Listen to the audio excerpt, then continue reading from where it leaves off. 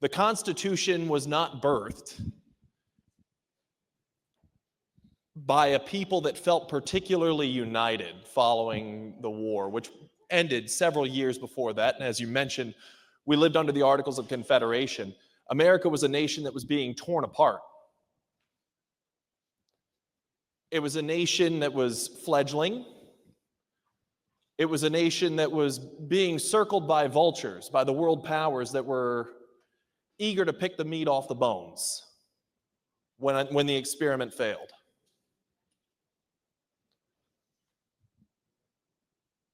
But times certainly have changed since 1787. America is far from being that fledgling nation. America is now the world superpower, as I'm glad my colleague recognized. We're bound by treaty to protect about 3/4 of the world's population.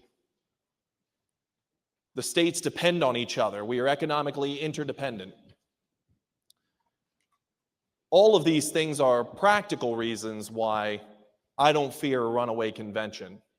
I think a little bit more highly of my fellow man, I guess.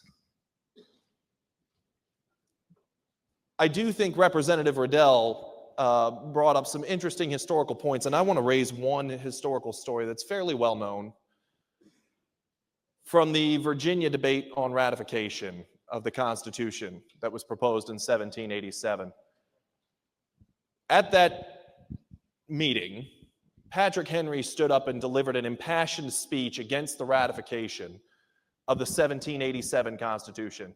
He said, "I feel it, I see it, I see beings of a higher order that are very nervous over what we are doing here.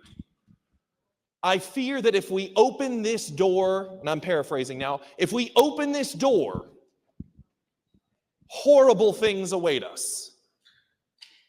And thankfully, the delegates in Virginia did not listen to their esteemed colleague.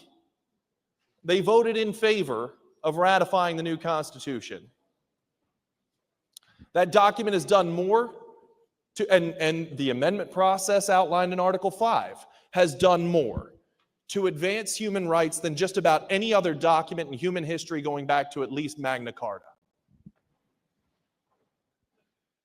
There is no denying the challenges that we face. A constitution that, a framework that emerged post-Revolutionary War.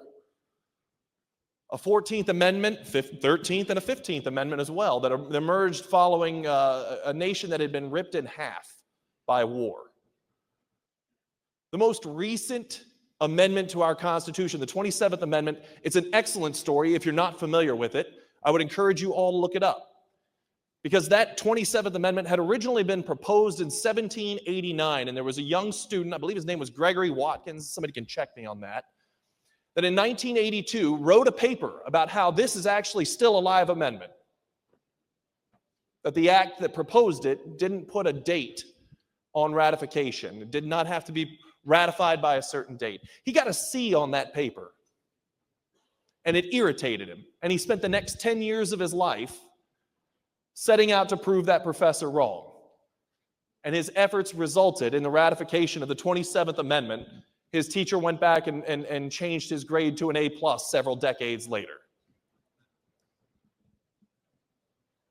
So the reason I bring that up is because Congress has not shown any appetite to reform itself.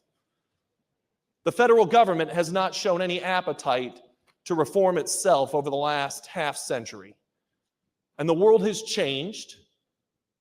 The circumstances have changed. $36 trillion in debt has changed. And we're no longer spending our tax dollars.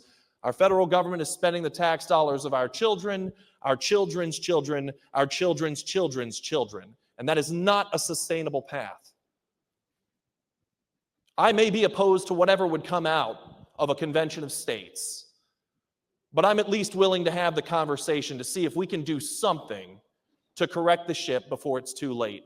And for that reason, I urge your support for this resolution. Thank you.